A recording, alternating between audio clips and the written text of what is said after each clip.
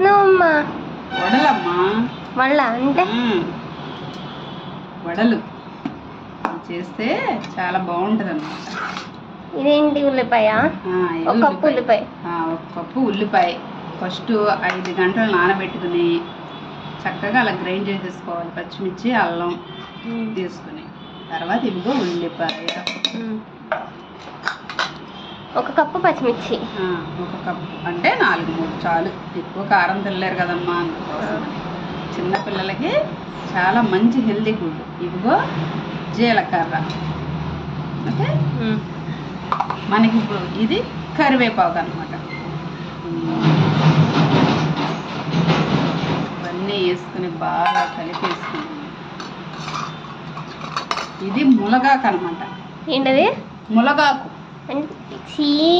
ములగాకు కాదమ్మా, ఇది పిల్లలకి తెలియదు కదా, వాళ్ళకి ఇప్పుడు సైట్ బాగా పెరిగిపోతుంది కదా, అందుకోసమని ఇది వేస్తే కరివేపాకు అనుకుంటారు తప్ప వాళ్ళకి తెలియదు. శుభ్రంగా ఇలా వజ్జాల గిన్నెలో కడిగేసుకుని వాడబెట్టుకుని కరివేపాకు కొత్తిమీర అనుకుంటారు. ఇదిగో కొంచెం కొత్తిమీర అన్నీ వేసుకుని ఇలా బాగా కలుపుకుని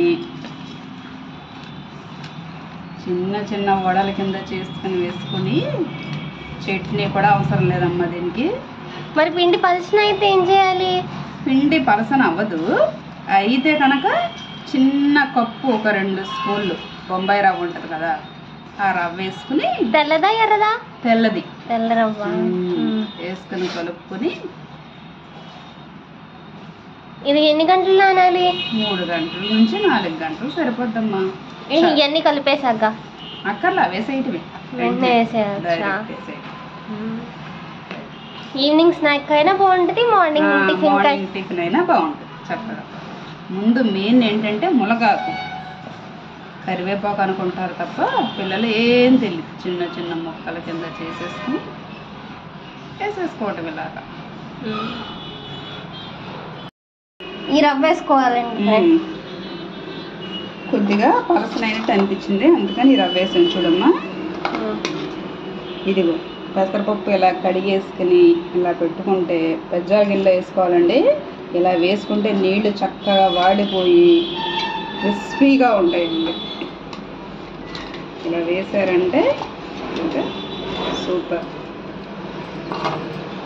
చిటికెడు వామండి. నేనైతే చట్నీలో కూడా వామ.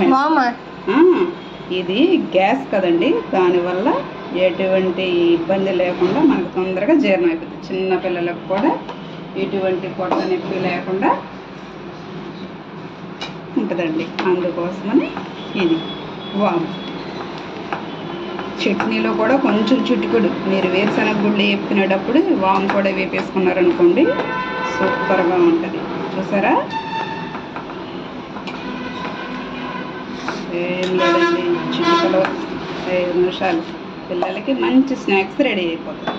ఓకే అండి.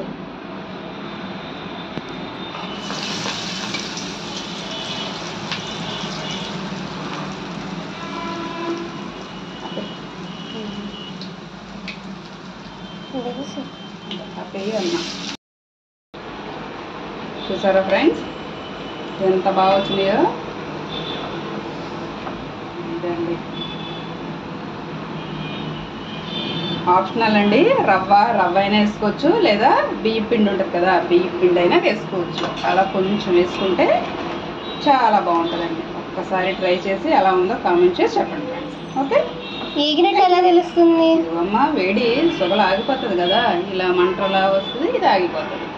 చూసారా ఫ్రెండ్స్? ఓకే, ట్రై చేసి కామెంట్ చేయండి ఖచ్చితంగా. Thank you.